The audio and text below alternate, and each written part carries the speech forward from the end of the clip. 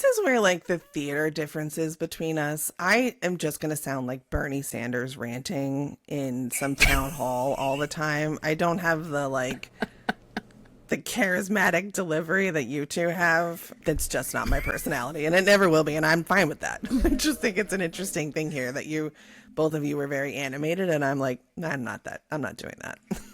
Hey, you know what? You know what made us so animated? Oh, God. Theater. So annoying, man. God. 3 women talking about politics?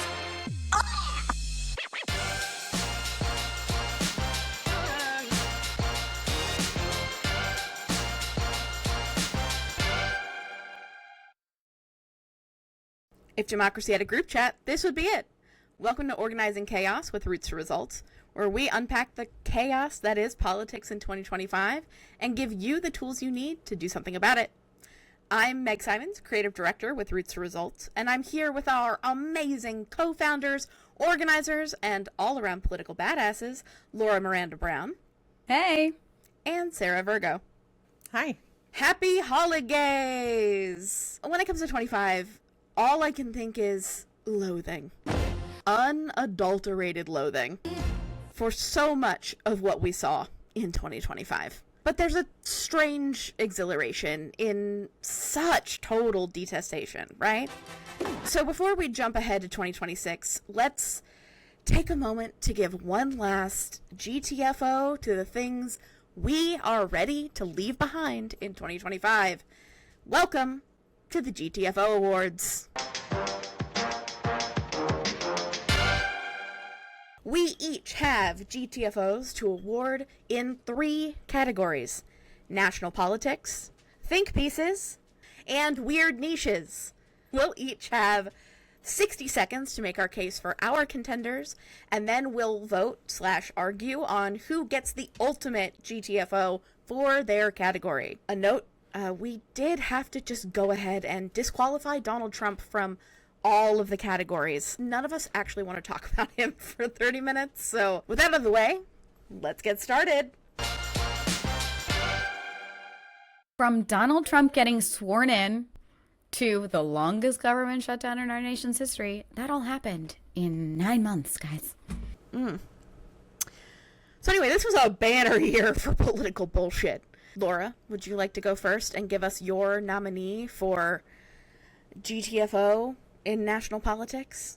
I am nominating Marjorie Taylor Greene. Yes, she has just decided to resign, but I am nominating her because she seemingly made some sense this year. Her mea culpa for the past behaviors does not cut it with me. A broken clock is right twice a fucking day, and so is she. She can get something right every once in a while, but that doesn't put a new spin, a new brand, a new high gloss hair treatment on her. She remains a horrible human. She should not be allowed in polite society, and nobody should allow her to rebrand herself, because if this hateful woman continues to exist in our political landscape, we are worse off. So GTFO, don't run for anything else, and don't let the fucking door hit you on the way out. Later. Okay, Meg, you're next. Who are you nominating for the GTFO Awards on the national political landscape? Okay, so mine is not a person. It is a tactic I'm seeing across national political campaigns. And what I would like to GTFO in 2025 is scare tactic politics. I am so tired of the constant fundraising emails of like, ooh, the Donald Trump and the specter of Republicans are coming for your health care. Guess what? Democrats, let them come for our health care. Like, this is not... I am so tired of hearing, well, you have to elect me because the other guy is terrible. You're all terrible. Our entire ethos for 2026 is primary the shit out of everyone, because I am tired of politicians who can only tell us what they're against and have no vision of the future we want to build together. So if you have a future you want to build together, if you think you can do better than these chuckle fucks in office, please, for the love of God, primary the shit out of everyone and call us so we can help.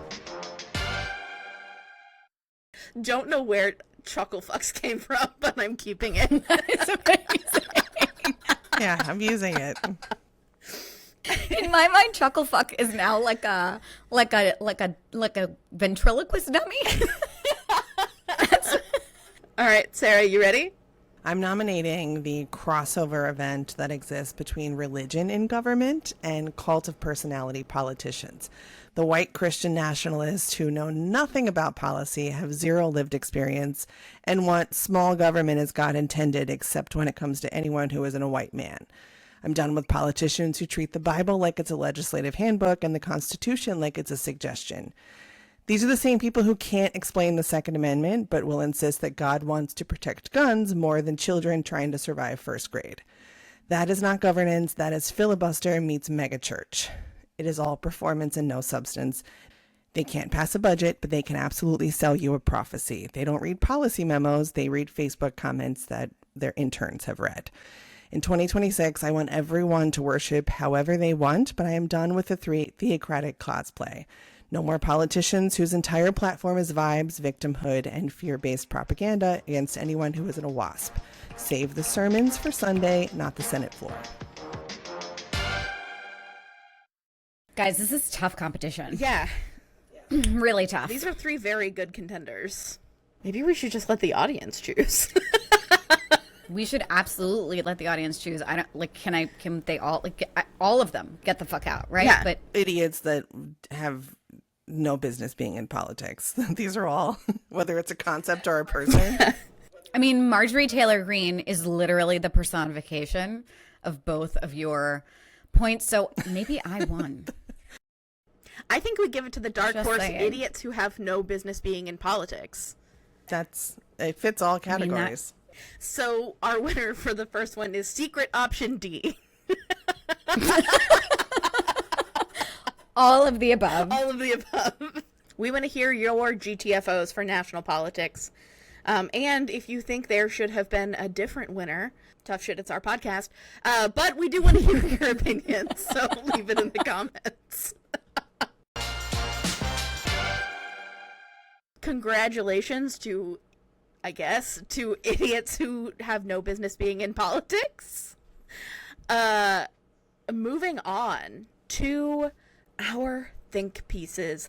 These are the things we read and heard in columns and podcasts and talk shows about politics this year that just made us go, ugh.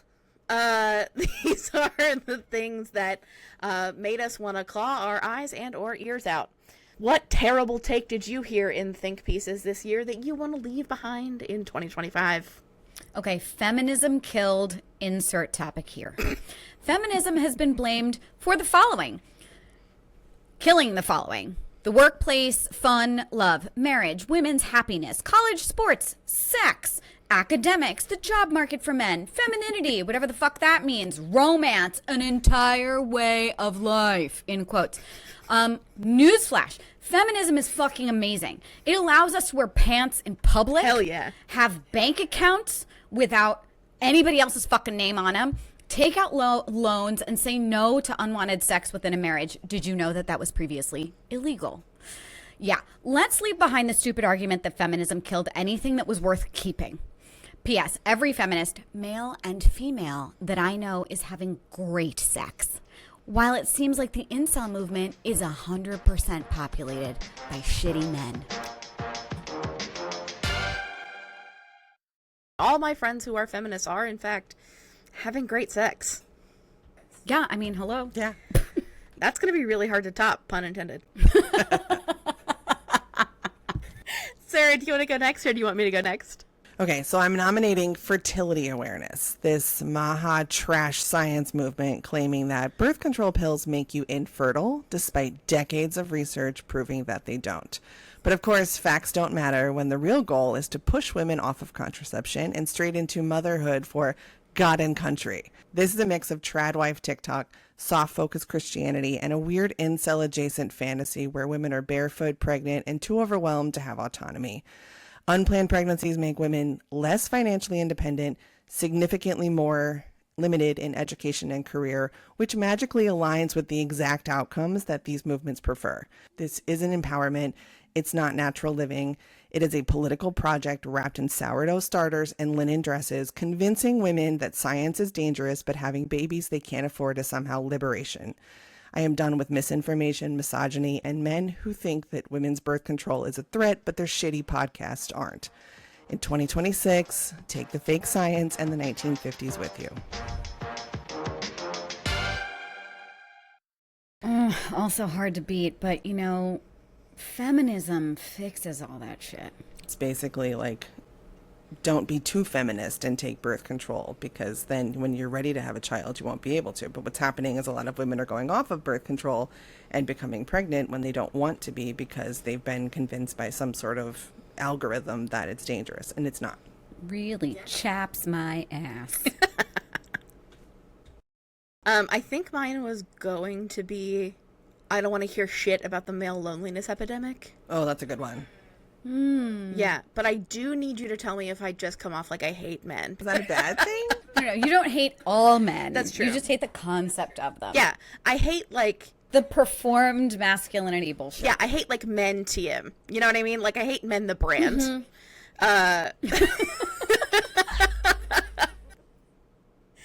Hey, whoever's in charge of men in general, let us know, because we are extraordinary at branding, and we're happy to rebrand for you. The first thing you need is feminism. Yeah, so my disclaimer is I do not hate all men, but I am about to talk shit about the male loneliness epidemic and the way it is used. It is weaponized against women. Here's the thing. Stop making the male loneliness epidemic women's fault. It is not our fault you won't go to therapy. We have been telling you for so long that the patriarchy is a problem, that it hurts women and men. Like, we have literally been out here marching in the streets about it. We have been showing you statistics. We have been telling you that the patriarchy, combined with capitalism, combined with white supremacy, creates a culture of hyper-individualism. To go back to Death of a Salesman, Willy Loman style, kills men, right? Like, we have been on this thread. It is in theater. We know. Now, all of a sudden, you want to rebrand it as the male loneliness epidemic, and you want me to get out in the streets and make an intentional focus to talk to men when they won't go to therapy. It's not my fault they won't go to therapy. Send them to fucking therapy and stop being weird about it. I want to put in a disclaimer for the listeners or viewers. We didn't write these together. No. Like, we actually just put out the topics, the categories. We were just like, hey, here are the 3 categories. Now go to your corners, and we'll see you next week. Like, we legitimately didn't do this together, so cool. There's a theme. To pull back the curtain even further, I didn't even write mine. I'm just mad. I just chugged my coffee and showed up mad today. That's it. That was fun. It's also themes. It's three different points of view on a theme. Yeah, 2025 is really coming through in some serious ways. But I think these aren't even like award. Like, I don't think we decide on these awards. I think people can decide online. But I feel like this is just our statement for, like, this is our opinion on this category. Like, I don't know that the 3 of us, because I agree with every opinion here. I don't think one matters more than the other. I think maybe the audience can decide that. Yeah. But I think this is just our end of the year rant on things that are important. Yeah. Okay, so we're workshopping this live, guys. Don't freak out about it. They all get awards. Like, there's a tie. But what I'm hearing you all say is that we are each individually now awarding our own personal GTFO award for these 3. Yeah. So there are in total 9 awards being given. 3 per category, because realistically I had like 7 other things I could have picked for each of these. It was painful to narrow down to 1, at least for me. It was very but there's 48 things I hate in each category minimum, and so figuring out how to just put 1 was hard. And I made it a point to not make any of mine about the courts. Look at that. That's the self-control that took. Meg, I applause. Well, speaking of which, let's move into weird niches. What are the weird things that we have just seen this year and been like, I fucking hate that? So, Laura, what is your weird niche complaint that can just stay in 2025? Your time starts now. The idea that craft is not also art. Yes. And I mean art with like a capital A. Some of the most incredible works of art that I have ever seen are quilts and other needlework or textile-based creations. But because these works of art have historically been created by women, the École or the Academy or any other leading art institution have relegated these gorgeous objects to sort of this like craft ghetto.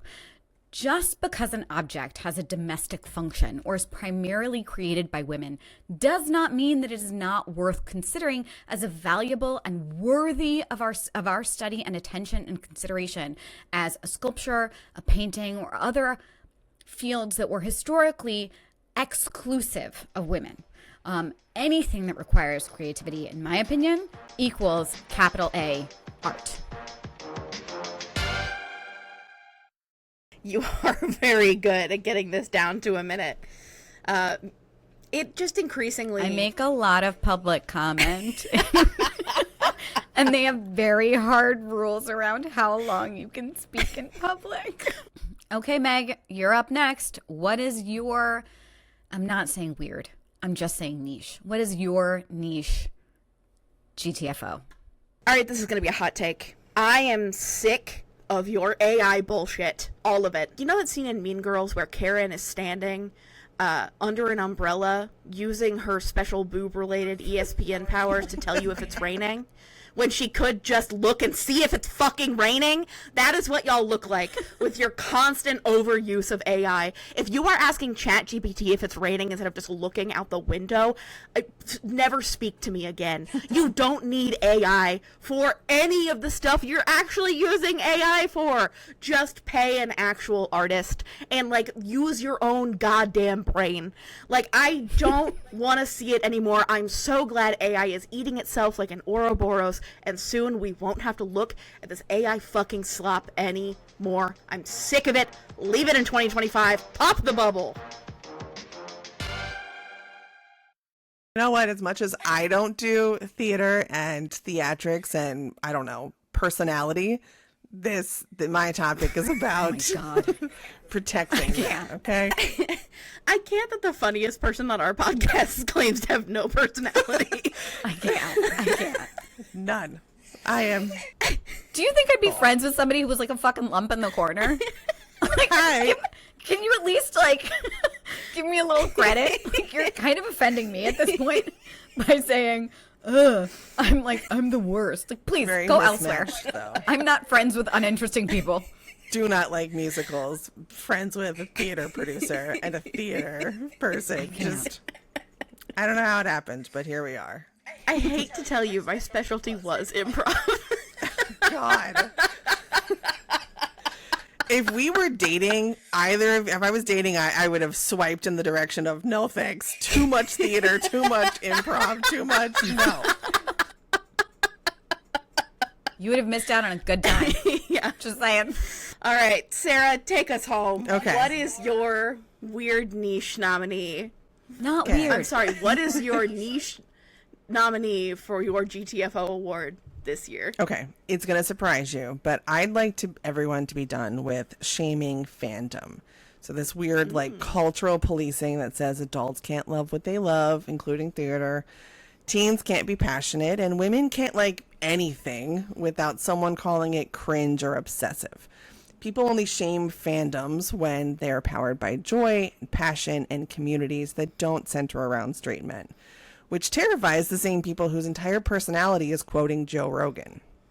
So you should be a Disney adult. You should put your Christmas tree up at Easter if you want to. Plan your life around astrology and moon phases. Drink your pumpkin spice. Take photos of your food. Brew questionable beer in your bathtub. Enjoy the Bad Bunny concert. The Super Bowl. Let your freak flags fly. Just don't yuck someone else's yum when they find a tiny scrap of joy in the current hellscape we're all surviving.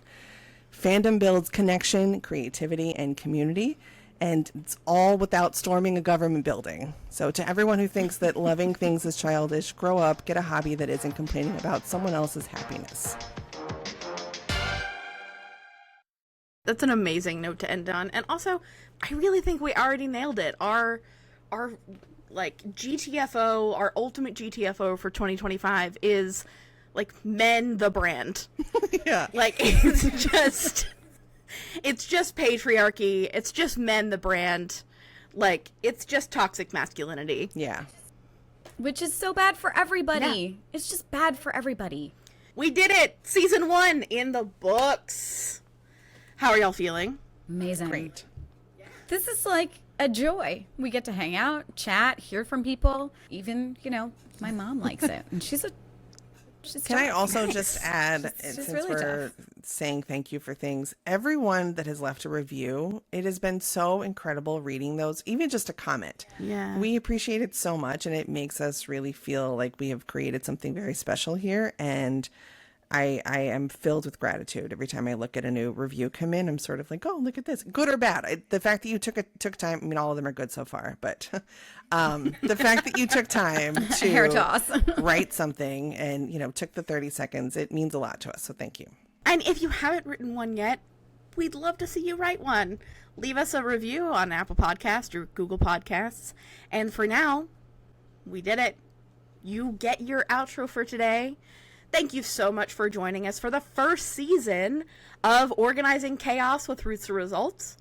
We will be back in 2026, kicking off the year with our manifesting episode, talking about what we want to see in 2026 and the energy we need to make sure 2026 is less of a hellscape than 2025.